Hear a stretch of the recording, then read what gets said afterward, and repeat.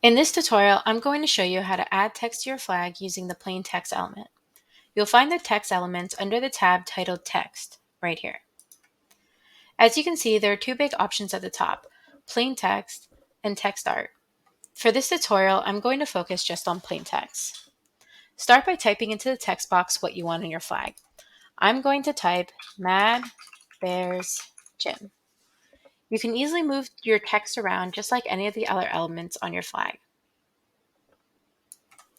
You have the option of changing your font right here. I'm going to select a font by clicking on this drop-down box, and I'm going to go with Rubik. You can curve your text by clicking on this button right here under the word curved. You can adjust the curve by selecting any of the dots that appear on the line under your text, like this.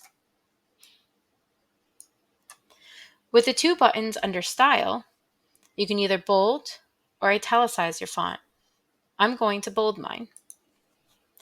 You can change your font color by selecting any of the colors available here. You also have the choice of choosing a hex code for your font color by clicking this drop-down box. To stay on brand, I'm going to use this shade of black already in use to really make it pop. You can change the size of your font right here, but I recommend using the tool on the selected element like this. You can also adjust your horizontal alignment if you want your text left or right justified or centered, right here. You can also use the letter spacing tool for more advanced designing.